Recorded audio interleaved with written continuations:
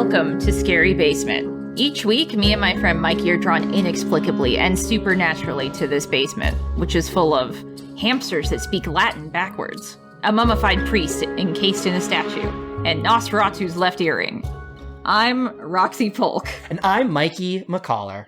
Mikey, how about we start out, as we always do, with the scariest things that happened to us this week? What went down in your life outside of Scary Basement that spooked you to your very bones? Roxy, the scariest thing I came across this week was the Miss Minutes jump scare. Are you familiar with Miss Minutes? Are you watching not Loki? By title? Oh, no, I have not seen any of Loki. Okay. Is it Loki-specific jump scares? Damn it. Okay. The Miss Minutes jump scare got me. So this week was the season finale of Loki. This is not a spoiler. You don't have to have seen it. But there's a cute little cartoon mascot of the Time Variance Association, where most of the television program Loki takes place. That is a little cartoon clock lady. And this week on the season finale of Loki, two characters are walking through like a creepy mansion sort of place, and it's building tension. And this cartoon clock lady jumps in, and she's like, hello! It's very scary. Is she 2D or 3D or a puppet? She's 2D. Okay. She's 2D, everybody else is 3D. So it is a cartoon lady who jumps in front of it. So that wasn't the jump scare that scared me. What scared me was when I saw her in my life. Mikey, so she broke the fourth wall. She broke through. She's in your house? And she lives in my walls. Is she your third roommate now? She lives in my walls, Roxy. I hear her scurrying around. It's how she gets around paying rent. It's pretty smart, really, when you think about it. Yeah, no. Actually, is that a viable option? I would live in somebody's walls instead of paying rent. You know, I've heard terrifying stories of people doing exactly that. Hiding in walls and basements and attics with occupants being none the wiser. They don't pay rent. Greatest fear. I feel like I read maybe a creepypasta about a kid who's like, yeah, in the vents, I used to just see a man. And my parents said it wasn't real, that I was making it up. And then one day they found him. They went into the walls and they were like, hey, there is a man in here. And this is where he exists.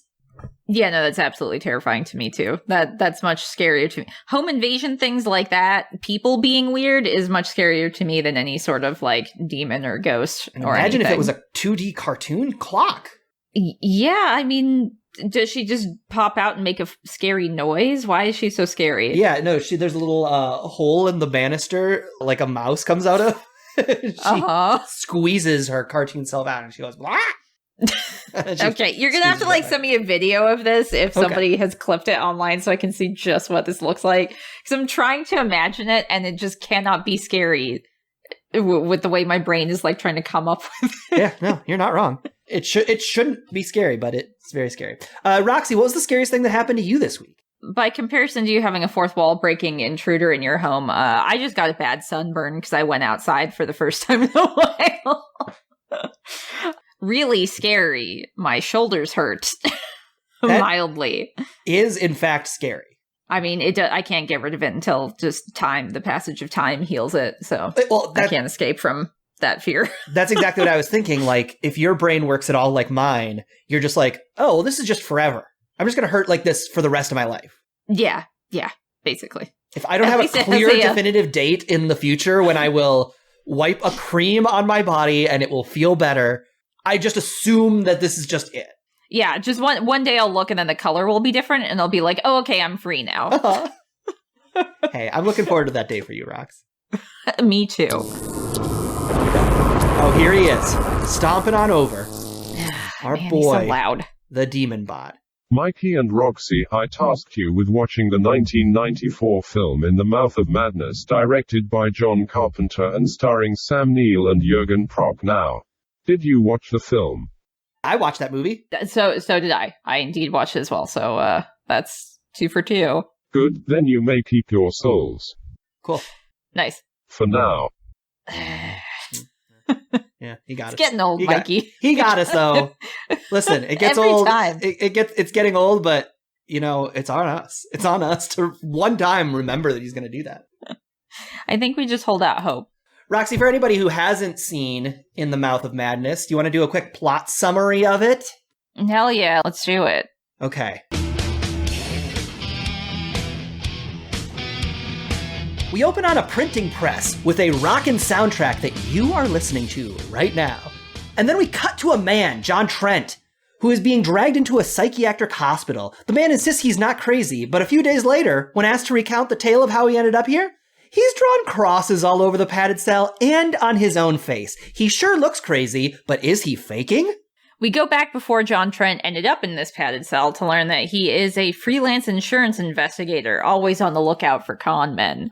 John is asked by a friend in the business to investigate the disappearance of horror megastar super author Sutter Kane. While John is accepting the job, a crazed man with an axe smashes through the window and attempts to kill John, but at the last minute is shot dead by police that are magically there. It turns out that crazy axe wielder was Sutter Kane's agent, who supposedly went insane after reading Kane's newest and still unpublished manuscript. This agent then kills his entire family before going after Trent. Of course, wanting to know more about this man, Trent goes to the publisher's office and teams up with Kane's editor, Linda Stiles. The two go searching for the fictional town of Hobbs End, a town from Sutter Kane's books to which he supposedly ran away. Trent is convinced the whole thing is a big publicity stunt. While in the car on their way to Hobbs End, Trent falls asleep and Linda drives through the night.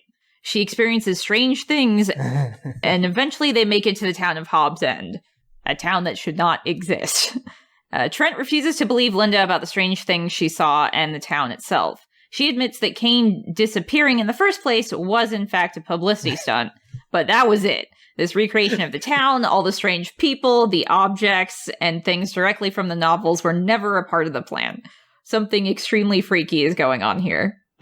The cause seems to be an ominous church with black spires. And in an attempt to find Kane and figure out what's going on, Linda goes to the church. As it turns out, Kane is there and is finishing up his final novel called In the Mouth of Madness. Kane forces Linda to read the novel, and she, as one does, goes insane. Trent finally must confront that reality is unraveling as both Linda and the old lady managing the inn turn into horrible tentacle creatures. Trent attempts to leave the town as the now warped townspeople menace and pursue him throughout its streets. It's only when Trent finds himself in a loop, leaving and then coming back unable to truly leave the town, that he now accepts his fate and goes to the ominous church himself. There, Trent runs into Sutter Kane himself, who tells him that Trent is, in fact, a character from the book, the lead character of In the Mouth of Madness, and that the belief that his fans have in him has allowed Kane's creations to become real. All this time, Sutter Kane thought he was imagining the horrors in his story, but it turns out an ancient race of monstrous cosmic horrors have been telling him what to write, so they can be freed. Kane then passes the completed manuscript to Trent, giving him one last mission, to deliver it to the outside world. He then tears open his face, which creates a portal for the monsters to pass through, and reveals the pages of the book that Trent and everything he has ever known inhabit. Horrified, Trent runs from the creatures pursuing him and suddenly finds himself on a country backroad? Trent abandons this manuscript, but that son of a bitch follows him wherever he goes. Eventually, Trent goes back to the publisher's office, who claims that Trent went to look for Kane on his own, that Linda never existed. Trent realized this is because Linda was written out of the book in the final draft. Worse yet, even though Trent burned the manuscript, the publisher tells him that he actually delivered it months ago, off screen. In fact, that book, In the Mouth of Madness, has been on sale for weeks, and the movie adaptation is in post-production. Horrified, Trent goes to a bookstore and runs into a customer, currently being consumed by madness from reading the book. He then axe murders the man and is arrested and sent to the asylum where our very story began. The doctor that Trent has been recounting his story to does not believe him at all and leaves after a very awkward confrontation when the orderly asks him if he reads Sutter Kane. These guys love Sutter Kane. They really do. As time passes, the asylum is soon overrun with monsters, and then it's abandoned. Trent was kept safe by the huge metal asylum door, and when all is quiet again, he's able to just walk up and leave. He sees the chaos of the apocalyptic event that has engulfed the world as he was locked up. He also listens to news reports of humans mutating and mass murder and suicide. This is all playing on the radio. A movie theater playing the movie adaptation of In the Mouth of Madness is running nonstop. And Trent decides to sit in the theater alone and watch it because what else does he have to do? What he sees is the events of the very movie that we've been watching play out. And when Trent gets to the scene where he himself yells, "This is reality," he starts laughing and laughing before breaking down and crying at the realization that the whole time he has indeed always been a character in Kane's book. That is his reality. Oof. The worst part about this for me is the fact that at some point in the movie, Trent does sit down and read all of Sutter Kane's books, and he's like, this sucks. These are stupid. Well, he's being like a very over-the-top, a kind of cynical, smug asshole about it, too. He's like, these are really bad, but because they keep doing the same thing. But then, actually, they're kind of interesting, though. Like, while he's describing how he thinks it's trash, he's also like, but I kind of liked it. I understand why people like his stuff. There's a ring of truth to this book that is about me. Roxy, this movie is insane. It truly is, which makes sense since a lot of people in the movie go insane. That's true. Truly an insane movie. There are a ton of scenes in this movie where just silly gibberish happens, where there's like a mob chasing them to the church. And then they get to the church and Dobermans attack the mob. And the children are running around. And Trent, can't see the children, but Styles can. And it's out of control. There's no coherent. It's another movie. Like, I think the next movie we watch, Roxy, hopefully DemonBot will grant us a movie that has rigid rules. That is just like, here is what's happening in the world, and these things are occurring, and you can track them as such. We just need like a good old crime thriller or something. No magical supernatural thing. We absolutely do. Listen, I love this movie with my whole heart. But it was silly. It was like things are just happening and we're all just like asked to go along with them. So by the time this episode comes out, these tweets are probably going to be long buried. So if anybody goes searching through my tweets, A+, high five, thanks. I just kept clipping scenes from it, like just using my shitty camera phone. Just because there's so many funny, like out of context scenes. Like there's a part where he's watching a mob like do a ring around the rosy dance around Styles as she's like in the middle of the street. And then this lady comes up with an axe, runs up behind him, stops next to him, just says, "Fuck you," and then runs off. And he's just like so taken aback and terrified about that he runs into the building next to him. Yeah. It seems like there's this genre of horror movie and it's very dreamlike and I didn't know if I was going to say incoherent or inconsistent, and it came out inconsistent. You made a new word, Mikey. Congratulations. But it's just like things are just kind of like happening that are vaguely creepy. It's like I think this movie does have a pretty good spine and rule set that if it wanted to, obviously it's a different movie than this, but like they could have just said, I write these things because there are creatures telling me, and that drives people mad, and surprise, you're a character. But like that, like even but like surprise you're a character is like a hat on a hat. Like that's like an interesting concept that like it for me, like all of the random things or things that happen, it made me think like the town is supposed to be an amalgamation of the 6 books before, like In the Mouth of Madness, like the current storyline we're reading. So it just feels like bits and pieces, like this was a scary thing from that one book that if you read it, you'd know it. But like these books don't exist in real life, like in reality. Yeah. So you can't read Sutter Kane's books to know like, oh, those demon children that ate like that dog's leg or something. You know, that's from that one book. They go into the one about the innkeeper lady and her husband, though, how like she specifically is more of like a central character where when they first meet her, Sam Neill is like, yeah, that lady was really sweet. There's no way she's supposed to be like the one in the book that chops up her husband and turns into a tentacle creature. And then later that is indeed what happens. Right. It feels like this movie, like I wouldn't be surprised to hear this movie was filmed in order, like in sequence, and had no script. it's just kind of things are happening. And then once they happened, they're explained. They're like if this movie had opened with like, and this is my great idea. Like, why am I trying to fix this movie? I love it. I want to like right? Mikey had it. hammer it into a coherent story because I'm so tired of dream logic movies, I think. I would say, did you only watch this movie once, Mikey? Yes. Like the one time beforehand? Okay. So I watched this initially, again, this was another one I watched while in high school, and now rewatching it again, you know, like over 10 years later, since I kind of knew what the story was about, it made more sense to me because I knew kind of like what the bigger framework is. So I wonder if it's just one of those things where like the first time you watch it, a lot of it feels like this bullshit doesn't make any sense. What the hell? But then when you go back and watch it again, kind of knowing what's coming, it makes more sense in that context, which I'm not saying that's like a great way to make your movie because you shouldn't have to watch it twice in order to like get the full effect. Well, like I think that was my experience anyway.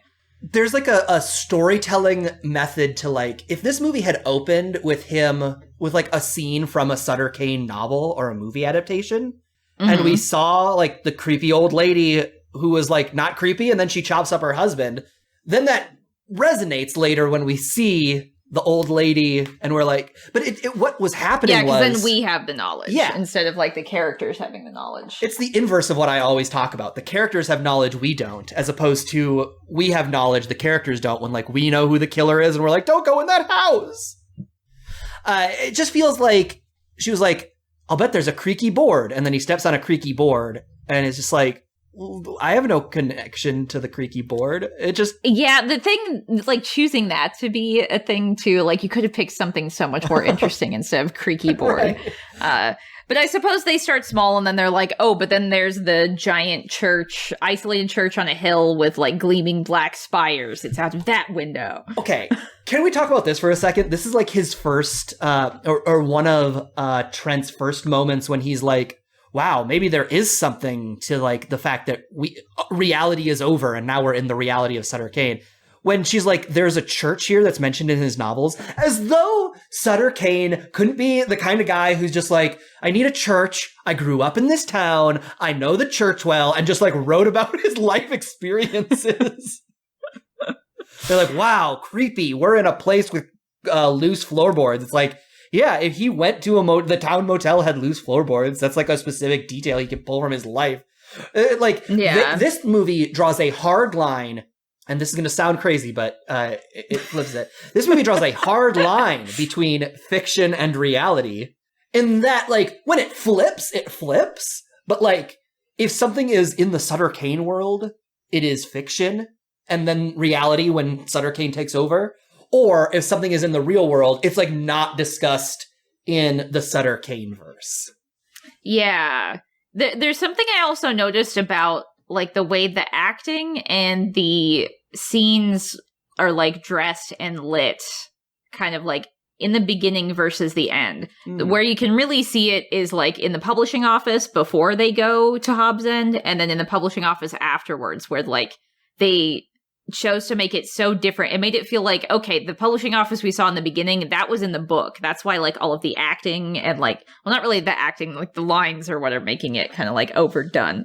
Like Sam Neill feels more like this is a guy scoping out con men who kind of has the flavor of a con man, like the way he kind of carries himself and is trying to like scope people out. Kind of like the stereotype of what you would expect that character to be. And he's saying lines, the way he says the word bullshit just like seems so if you guys have seen it, you know what I'm talking about. It's just so goofy. And the music too is like a little more like kind of off kilter, and like the lighting was a lot warmer, and there's a ton of people like running and bustling around. And then the next time he goes into the office, there's also a lot of close-ups in that too. And the next time he goes into the office, it's like colder, darker. There's just like him and the boss guy. There's a lot more drawn out shots. The music is a lot more like somber. So I hadn't thought of it until this rewatch of it. I was like, okay, so then the first scene did just take place in like the book reality, right? Like that was Sutter Kane writing it. And then when we're here, this is what the actual reality of the office looks like in the scene towards the end, maybe. I'm almost thinking the distinction is like, at the beginning, this movie is a rough draft, just by the fact that, like, Styles is in that scene, and she's canonically only in the rough draft and not in the finalized version. It almost feels like the book is getting closer to being finished when he's in the Charlton Heston. It's like, it's more real, it's more grounded. He's a more real character by that point. He's gone through some stuff as opposed to being an archetype, which a lot of characters start out as. There is a lot of like, and you and I both are writers in our non-scary basement lives. Yep. And so we know kind of what this process is. And it feels like this movie kind of aces it in terms of how like you're watching a scene of Trent reading a book and then just all of a sudden he's in an alleyway where a cop's beating the shit out of some guy. Yeah. And it's just like, that's sort of how writing is. You're just like, oh, you're like trying to get something down on paper and you're like, this scene isn't going anywhere. And then you just cut to like a cool street. Yeah. It does feel like a little bit of like going through the writing process with Sutter Kane. I would agree, especially because when you come up with those scenes, you know, if you were finalizing it and like editing it more, you know, you'd have connective tissue because like you might just be trying to get those scenes out when you're thinking of them, you know. Although I will say whenever I write, I go the opposite where I have too much connective tissue. And then my giant relief when I go back and edit is just like, we don't need to see him walk in. Like, we can just start the conversation where they pick up. Sutter Kane, different kind of writer than I am. I'll say that much about him. I guess I think I'm happy about that. I'm glad that... Here's the thing. When you told me about this movie, and by you, I mean DemonBot, who told us about the movie last week, it was described to me as like a Stephen King-like writer. And it blew my fucking mind, Roxy, when they said, Sutter Kane outsells Stephen King. Yeah, they like actually name drop him.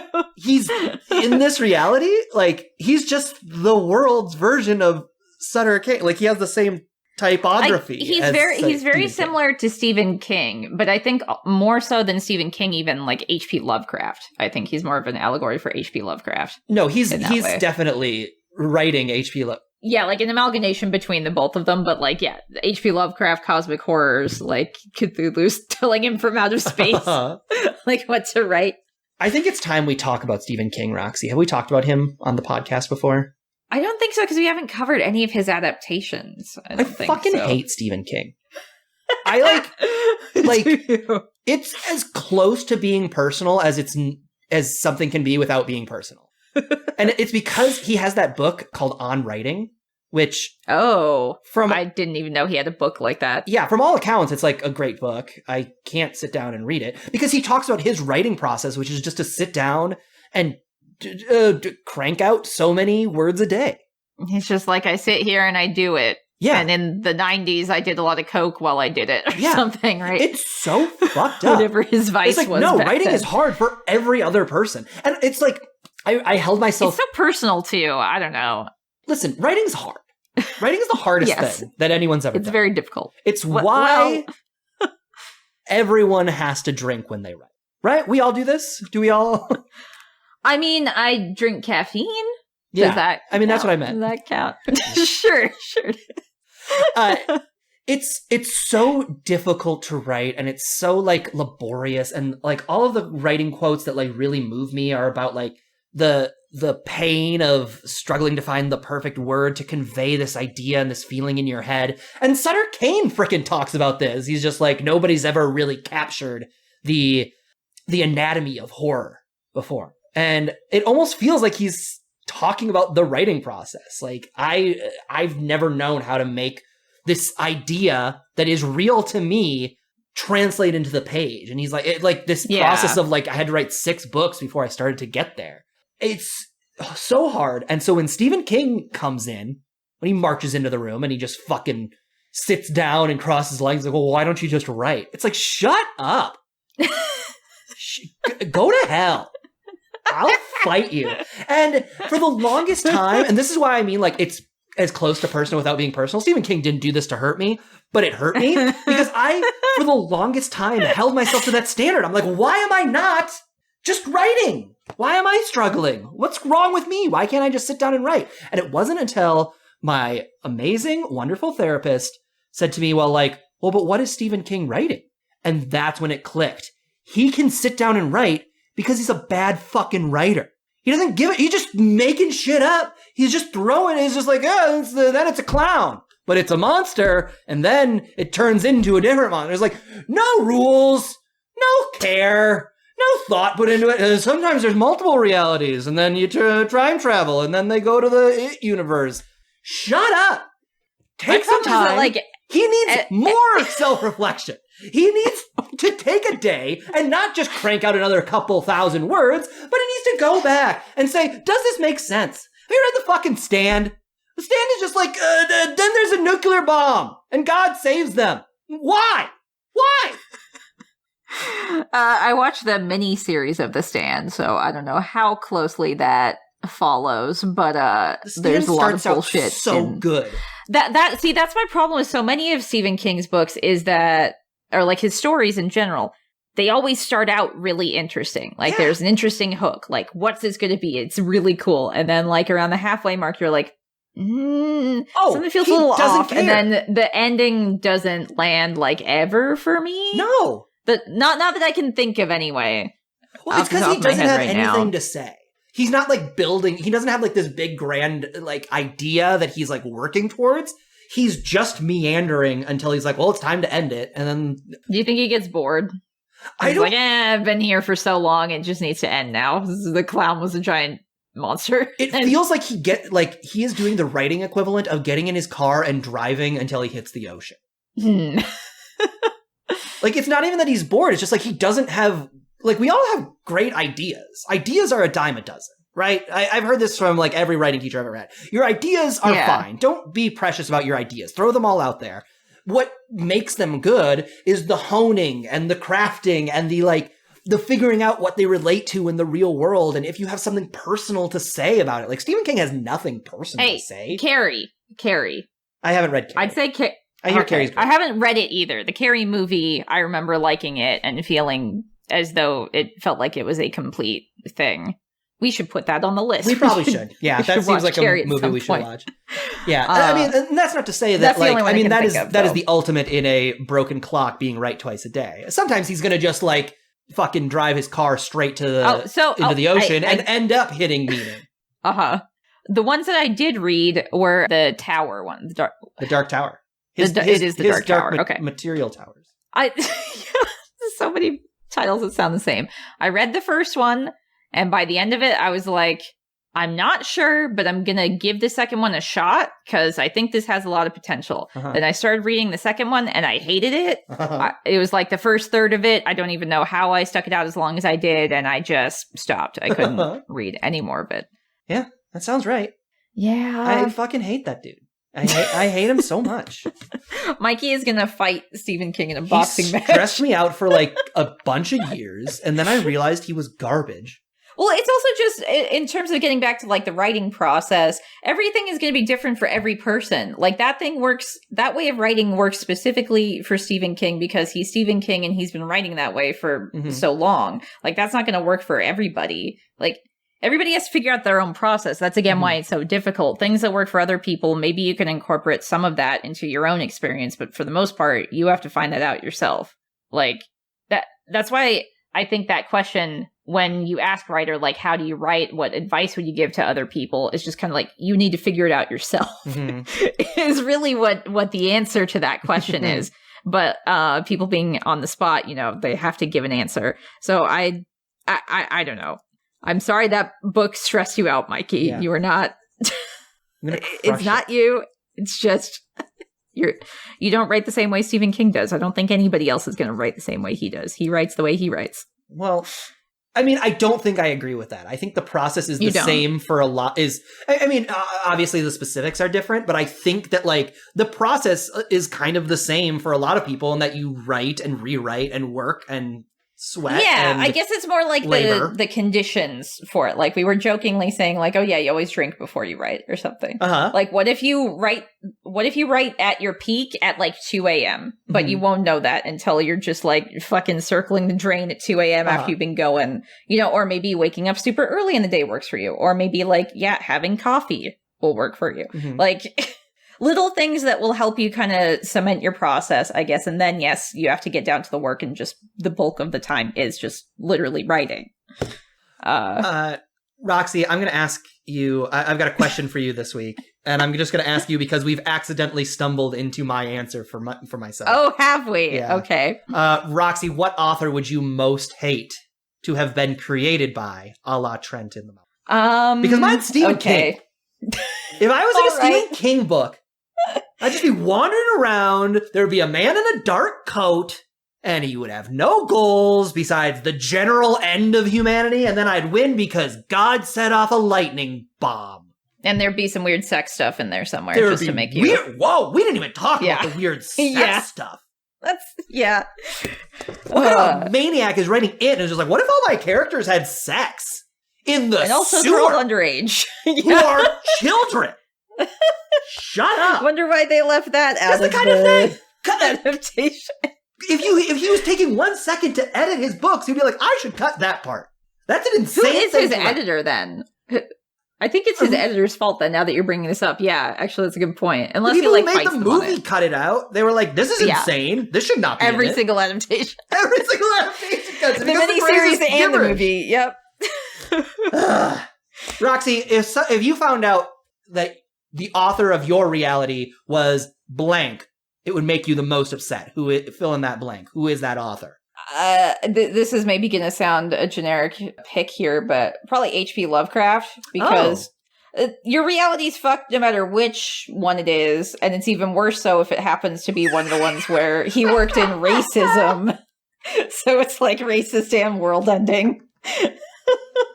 That's okay. I don't want to be a fish person. I don't want to go crazy from looking at a statue. I don't want those things. No, H.P. Lovecraft would be a bummer because, like, if you found that out and you hadn't seen what the big cosmic universe-shattering twist is yet, you'd be like, "Yeah, well, I got that to look forward to." Yeah.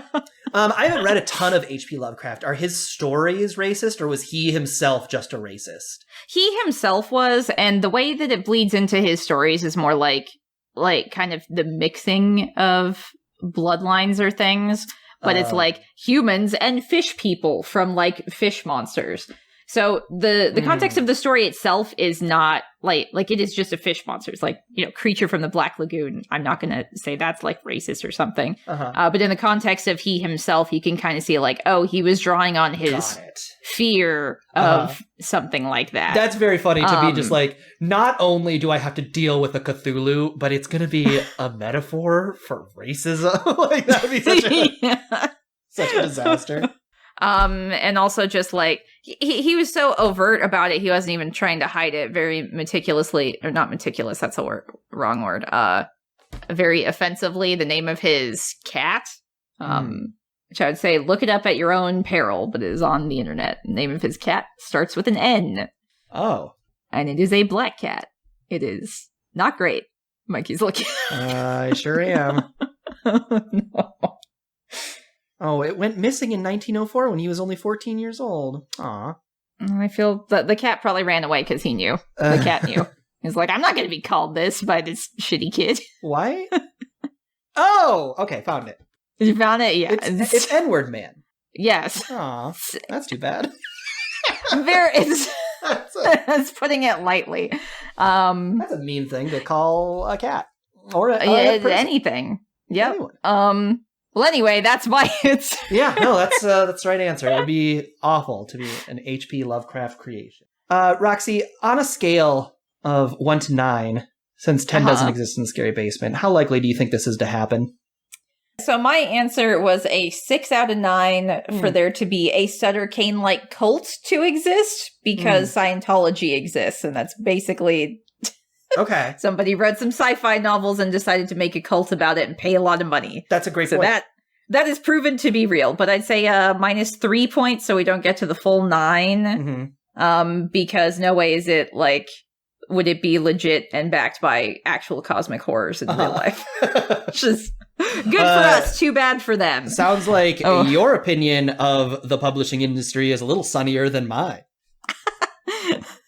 I said a 4. A 4. Just because I think in terms of like, the idea is very realistic. Again, that there would be a cult, that there would be fights at the bookstore when the book isn't available, that a figure could rise to such prominence. My first thought was, like, what books are going to be this popular? But then I started thinking about Harry Potter, and it strikes me as kind of the worst fear of those kinds of mothers who wanted to ban Harry Potter. They were like, well, it'll turn children to witchcraft. It'll make them evil. Like, people were afraid of this, but it didn't happen. So slicing it up. It's for the wrong reason. The turning you into a sociopath because you are reading a book backed by the night beings is probably not real. But an author creating a pop culture sensation and people being devoting terrified their whole of lives. it, and maybe even bringing an axe to chop up people who were reading it. I mean, there was no axes, but there were book burnings. Yeah, I mean, there's also kind of, this is slightly removed, but like the Slender Man murders. Yeah, those like girls who are so into the Slender Man creepypasta story that they literally killed someone Roxy, over it. you know what?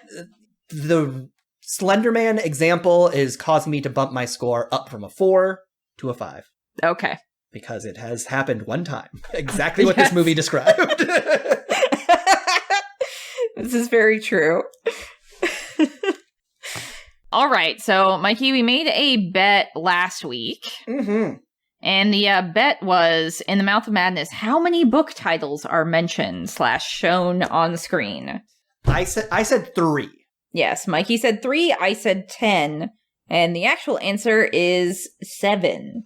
7. Which, if people have a Blu-ray release, maybe they can, like, zoom in on some of the other covers. From what I found and from what they were, like, highlighting in the movie, there are 6 ones that Sutter Kane did, and then the 7th one is the movie / book itself in the Mouth of Madness. So he did, like, 6 leading up to it. Mm-hmm. So you crushed that one. I mean, I got closer, you were off by 3, and I was off by 4, so... I guess that's true. Okay, I won by 1 point then.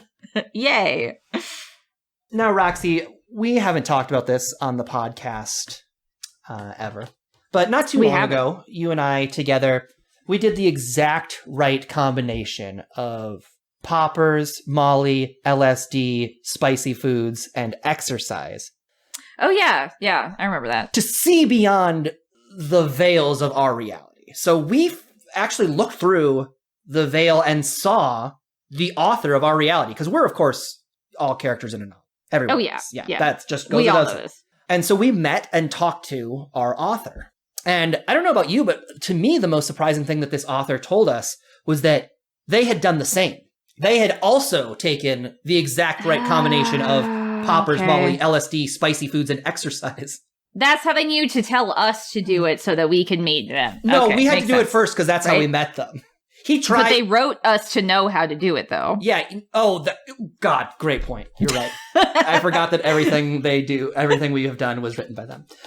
Yeah. So they had done that, and that author had met the author of their reality. And that author had met the author of that reality. So we are going to, once again, do something we did with It Follows. We're going to trace it back.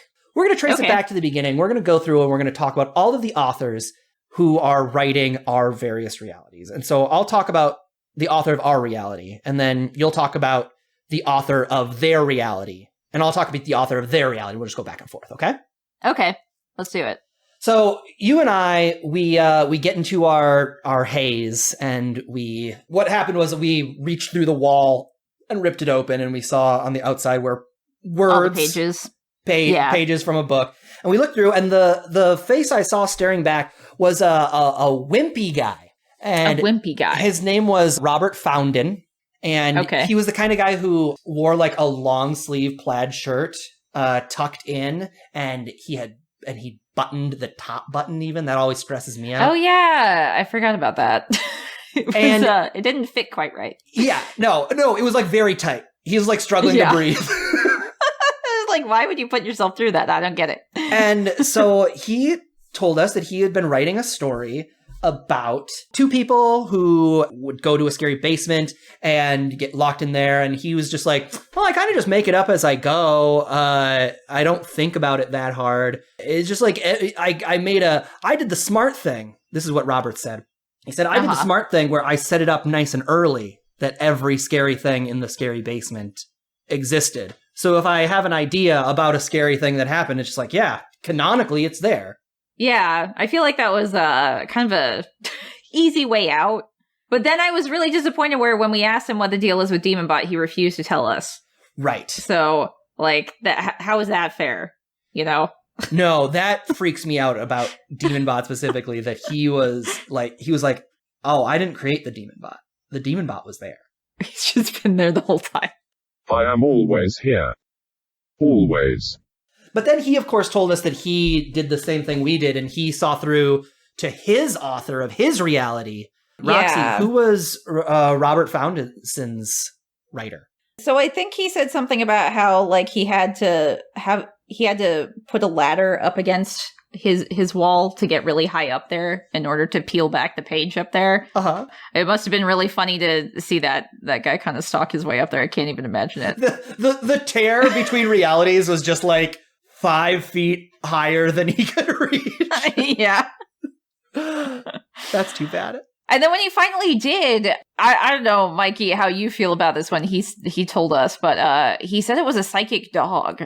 Oh, yeah. No, that psychic dog is... It was like it was communicating with him telepathically, so it like developed an entirely different consciousness aside from our dogs. Right. Which is how he got the idea for dogs, I guess. We're used to either people talking or dogs barking.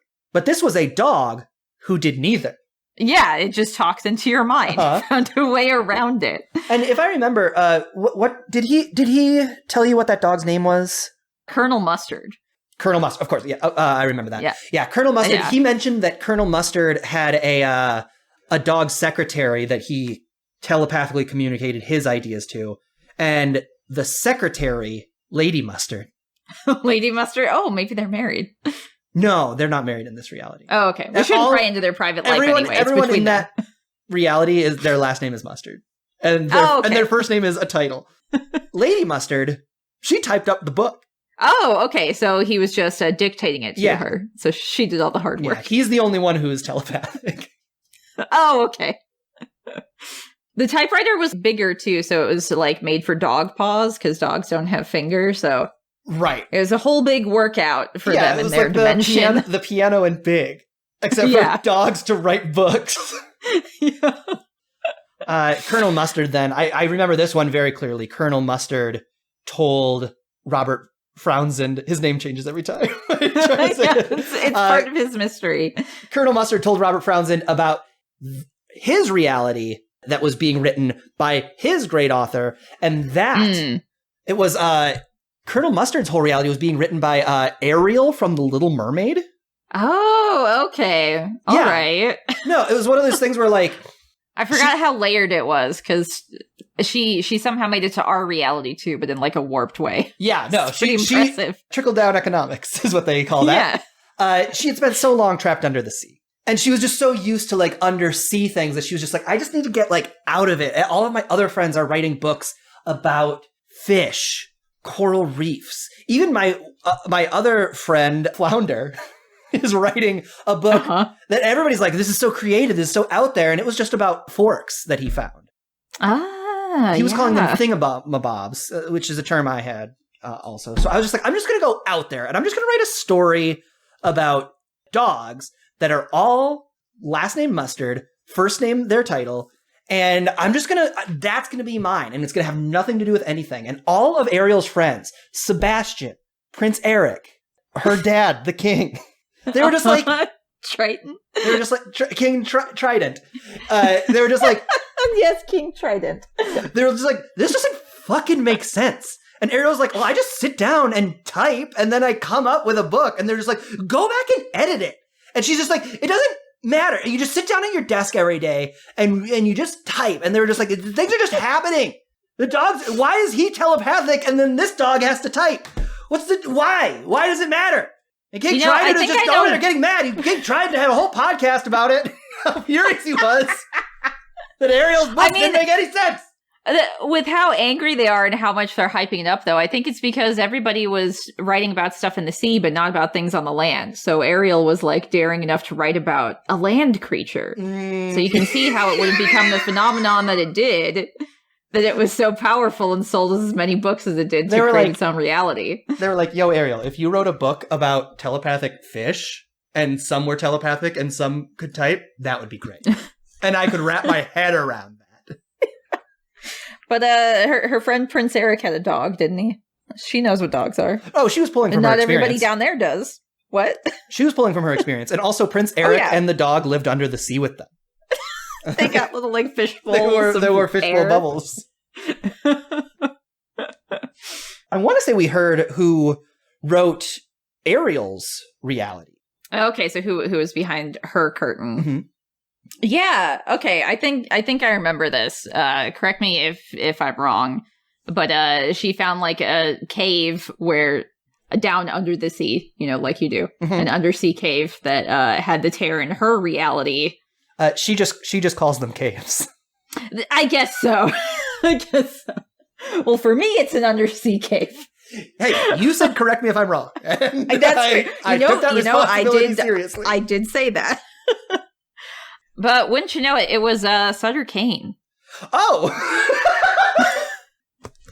Sutter Kane, we all thought that he was just from one dimension, but it turns out he's a little more layered than we realized. So Sutter Kane has created for a movie in our reality, looped back. He was writing the reality of Ariel. Now, is the Sutter Kane still pushed by demonic forces, or is he just like a weird dude in a turtleneck? So this is a different version of Sutter Kane, maybe? Or is it the same one? Do you remember what he said? Because I think it might just be the dude in the turtleneck one, and he wanted to write himself to be much cooler by the time In the Mouth of Madness came around to our dimension. So he hyped himself up way more. I remember what happened, and I know why you're confused, because it's a confusing thing. You're right. He's just a regular man named Sutter Kane who wore a black turtleneck and a coat. And he wanted to write himself into a badass demon-killing guy who could drive everybody insane, who's such a great writer that people loved him and they respected him and they bought his books en masse. And the most important thing is that his books had an effect on people. But he was self-conscious. He didn't want to just like write a book about that. So he wrote a book about Ariel, the Little Mermaid, who wrote a book about aliens. Dogs that were telepathic. In my head, they were just aliens. There were aliens also. That was the other thing. I mean, technically, they're from a different dimension, so right, yeah. They were from our universe, but a different planet. Yeah, different reality, yeah. Different planet, okay.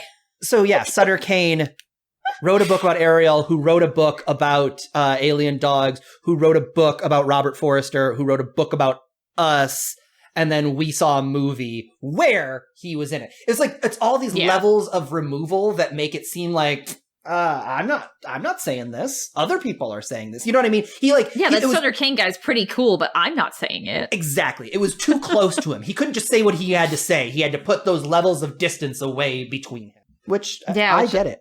I gotta say though, that's pretty insecure, man. Yeah, no, it was messed up. I'm embarrassed that we are being written by a guy like that, I gotta say. Well, to be fair, we're being written by a guy who's being written by a dog, who is being written by a mermaid, who is being written by a guy like that. So, yeah. It's almost like if your boss's boss gets a new boss, it doesn't really affect you that much. But we can still blame the boss at the top, right? Yeah, sure. Yeah, we can. And speaking of which, we did find that the last level of reality, when Sutter Kane tripped and finally fell bullied him in. Yeah, he was at his new condo that he had spent a lot of money on, and he fell and put his hand out against the wall and it just fell through. And he thought at first it was just because he had bought such a cheap condo and it was just like shoddy workmanship. But in fact, he was puncturing reality and looking through to see. And it turns out that writing Sutter Kane's reality was the Christian God. So that was it. It was just God. Just that specific God. Yeah. And so then.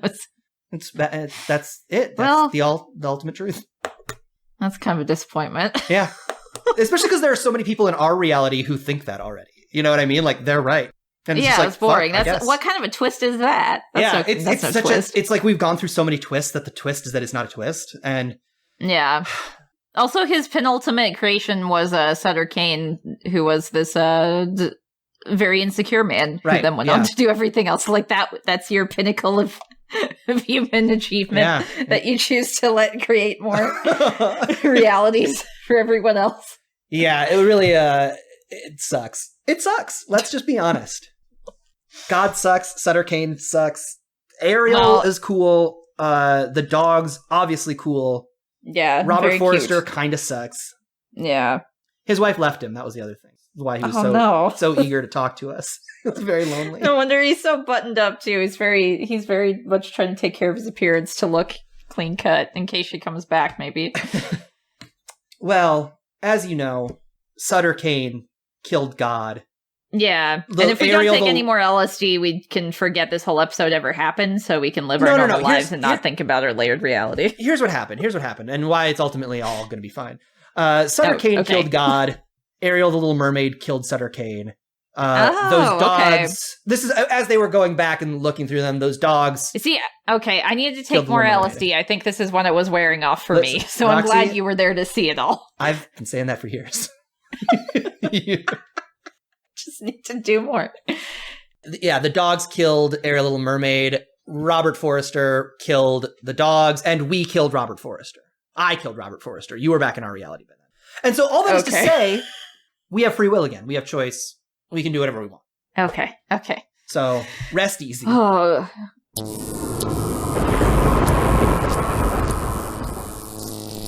Free will. Nobody said you were allowed that. However, you successfully reviewed In the Mouth of Madness, so your souls are yours to keep for another week. Next week, you must review the 2004 film, Saw, directed by James Wan and starring Cary Elwes, Lee Winnell, and Danny Glover. If you do not, your souls are forfeit and I shall claim your bodies as my own. The first one, right? The first one, yeah, I remember Saw. I remember Saw as well. So, the deal's on. Okay, yeah, we're not going to win this week either, so... We'll watch Saw. I don't remember who wrote it. I don't remember who directed it. And DemonBot will tell us, probably. I'm sure we'll hear at that point. But yeah, the scary torture movie, there's a little jigsaw puppet. A lot of spooky things happening in this. A lot of, maybe less spooky and more like uncomfortable. Like, I remember, the only thing I remember from this movie is watching it and going like, damn, glad that's not happening to me. Yeah, I think...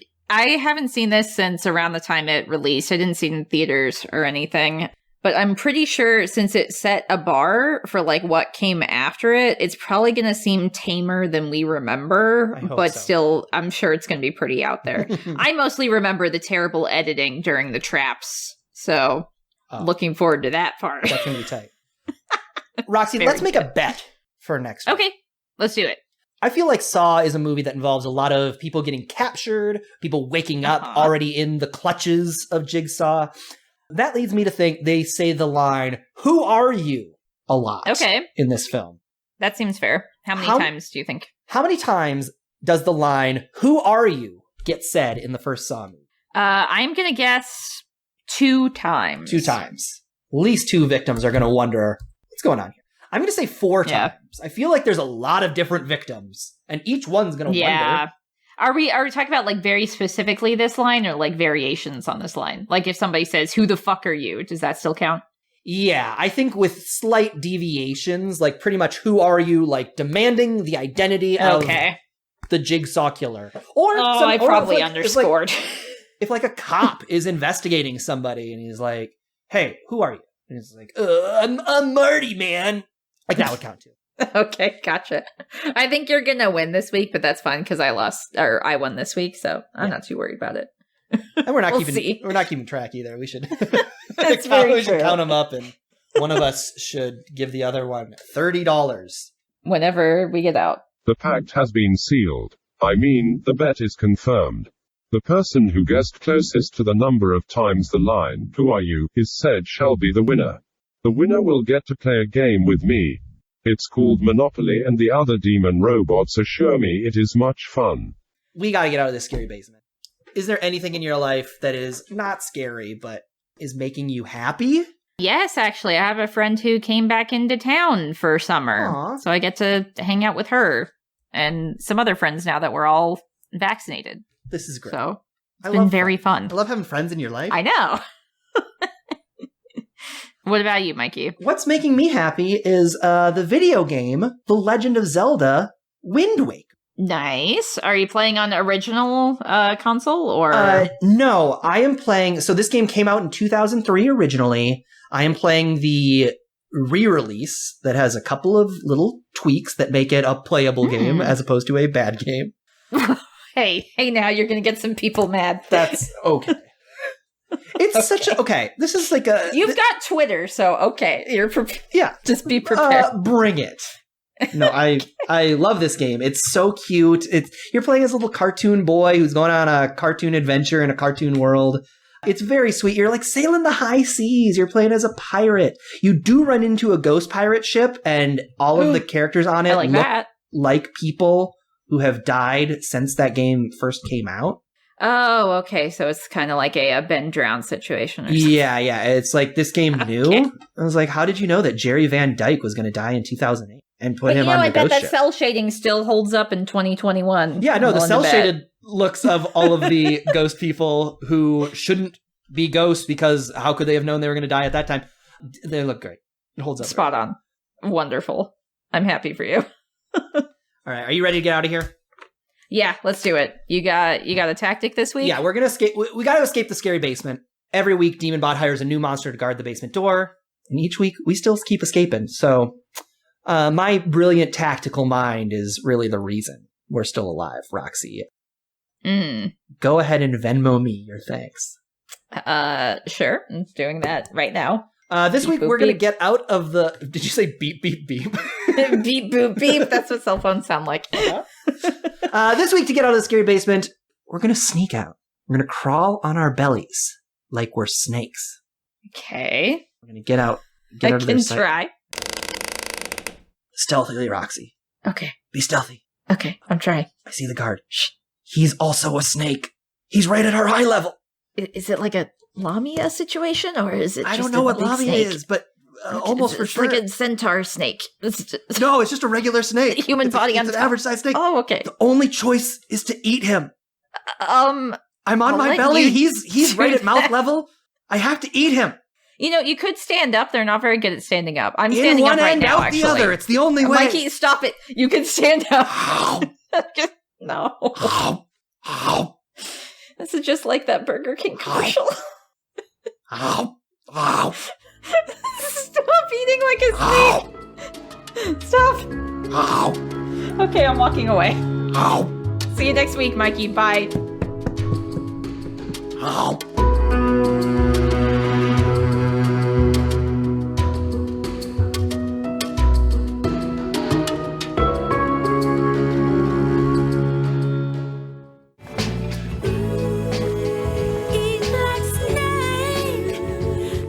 But Mikey, now you have to deal with the fact that you're a murderer.